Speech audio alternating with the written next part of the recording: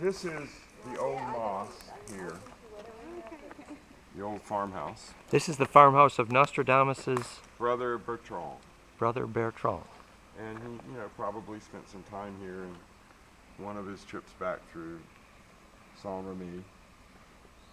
We don't really know whether it was part of the family or whether Bertrand bought it. We do know that Bertrand registered it and registered the improvements. So we know roughly when most of the structures date from. And the magnetism in that spring may date from? Well, the spring has been there as long as the moss has been here. Magical spring. Yeah, that's why the farm was so successful. So this section here is the barn. This is where the farm animals live. And in those days, it was much more important to have your animals live comfortably in luxury than for you to live comfortably in luxury. Just like in the American Southwest, Yes, your dog is a lot more important than your neighbors. That's right. Your horses and your ox and your goats were much more important. What was the tower about? This was the residence. In other words, I'm so sorry. see the first little door. There's a square room there, and then the second door, there's another square room there.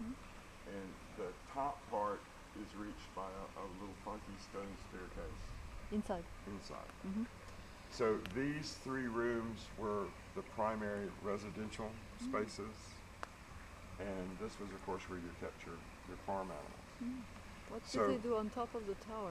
Was it kind of there's a terrace? It's hard to say because it's been reworked. But that may have been where the cistern was to catch rainwater. There used to be, you can see there used to be a window that way. These would have been pretty unpleasant places to live, but you didn't do much in there but sleep. Living was out here. So the chateau, was that built at a later date? Yes, the chateau dates from around 1700. And that was then not built by Nostradamus' brother? No. That was built by someone else? Bertrand's family had long since died out. And so the land was purchased. And they built the new chateau. This part in particular is roughly 1700. This is a little bit newer out here. But it was all finished by, say, 1720, 1730. They do have some history of the house and the family that built this part inside, if you want to look it up. They're not nearly as interesting to me. But somehow Nostradamus getting those early influences of the interesting magnetism Oh here. yeah, well, it's interesting magnetism all over. We're just starting small. So if you will take a look over here, they have someone who's probably the residential farmer, groundskeeper, actually lives here now, so we can't go cruising through their private space. But if you see the wall there, this courtyard is from Nostradamus' time. And this would have been the kitchen, okay, on the back of the barn. So you had living quarters here, some living quarters there, and kitchen area, and then the barn. And that wall would have been the end of the courtyard. And then they would have had another courtyard out there that would have been the kitchen garden, where you grew your vegetables and your herbs and so forth. So most of this, even though it's been reworked a couple of times, is close enough to the way it would have been in Nostradamus' time to at least get the feel for it. And even though it's a little bit tricky, you might want to just kind of go up the steps a few paces, because of course the stone holds the memory. And so this stone has been here, at least 500 years, if not 550 years. So you can feel the vibe of, all the people that walked through it, and the family, Nostradamus himself, and so forth. So it's changed a little bit, but it gives you a real sense of how the 16th century farmhouse would have been. The kitchen is about that. No, the kitchen would have been in this building here.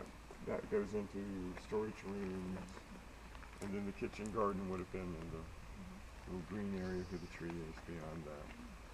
And then this is more recent. They added another barn later. You can see where the edge of the wall used to be here.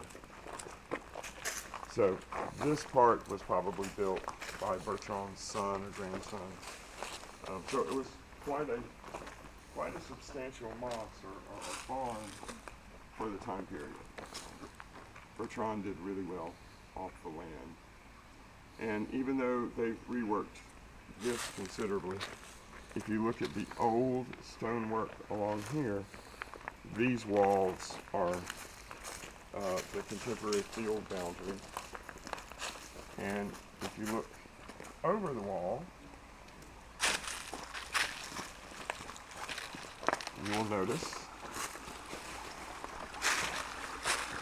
the very old, almost Roman era stonework lining the water tower.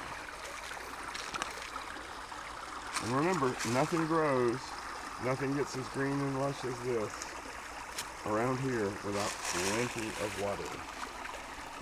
So the farmhouse was here because of the water. And the waterworks date back to the Roman era. You can see these huge blocks of stone. Okay. Now, some of the stones that we're using for tables and things around here actually come from this wall.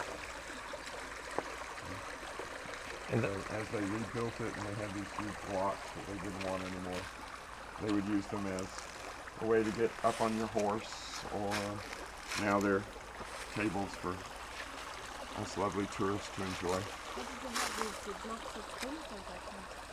The Romans, what did they do? So what? What's the technique to get the stones so perfectly? Oh, well, the Romans were really good at it, and you'll see how good they were when we get to the quarry. There were no slouches at engineering. Now, this is a little tricky for me, but if you can do it gently and stand up here and look, you can see how straight these water channels are.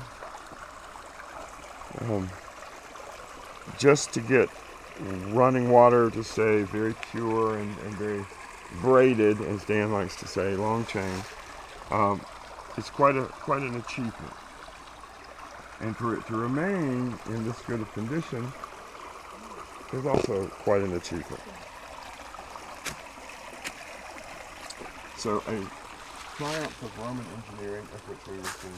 And the other more as we go around. Other hypothesis is that one of the reasons water is attracted to the area because the magnetism has so much recursion. So where magnetic lines cross, it's sucked in the water, and that's very ancient as well. So we're going to walk back around this way.